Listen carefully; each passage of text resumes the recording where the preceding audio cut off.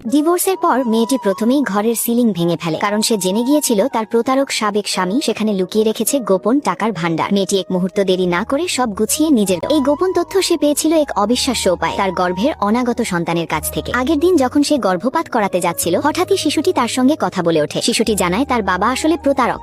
সে মেয়েটির ঘনিষ্ঠ বান্ধবীর সঙ্গে সম্পর্কে জড়িয়ে পড়েছে, এমনকি সেই বান্ধবীও গর্ভবতী। দুজন মিলে মেয়েটির সব টাকা আত্মসাৎ করে এখন আনন্দে দিন কাটাচ্ছে। শিশুর কথা শুনে মেয়েটি তড়ঘড়ি করে হাসপাতাল থেকে বেরিয়ে যায় এবং শপিং মলে গিয়ে তাদের হাতে নাতে ধরে ফেলে। সেখানে সে দেখে তার স্বামী আর বান্ধবী একসঙ্গে মাতৃত্বকালীন জিনিসপত্র কিনছে। তখনই তার চোখ খুলে যায়। যে মানুষটি একদিন আগে কান্নাকাটি করে বলেছিল সে দেউলিয়া হয়ে গেছে, সে আসলে তাকে ঠকানোর জন্যই সব নাটক করেছিল। রাগে ফেটে পড়লেও শিশুটি তাকে থামায়, বলে এখনই ঝামেলা না করে আগে নিজের প্রাপ্যটা ফেরত নিতে হবে। তাই সে সরাসরি বাড়িতে গিয়ে লুকানো টাকা উদ্ধার করে নেয়। মনে পড়ে স্বামী একসময় ব্যবসার অজুহাতে তার কাছ থেকে 50 লাখ টাকা নিয়েছিল, যা আসলে অন্য নারীর পেছনে খরচ হচ্ছিল। অন্যদিকে কিছুই না জেনে সাবেক স্বামী প্রেমিকাকে নিয়ে বাড়িতে ফিরে এসে ভাঙাচোরা ঘর আর ফাঁকা সিলিং দেখে হতবাক হয়ে যায়। তার দুর্ভাগ্য সেখানেই থেমে থাকেনি। অল্প পরেই খবর আসে তার কোম্পানির অর্থ শেষ, ব্যবসা প্রায় বন্ধ। শেষ ভরসা হিসেবে সে একটি নিলামে যায়, যেখানে কাকতালীয়ভাবে মেয়েটির সঙ্গে আবার দেখা হয়। সেখানে সে মেয়েটিকে জোর করে টাকা ফেরত দিতে বলে, কিন্তু ঠিক তখনই মেয়েটির এক পুরনো পরিচিত এসে তাকে রক্ষা করে। পরিস্থিতি আরও ঘুরে যায় যখন মেয়েটির গর্ভের ছোট সন্তান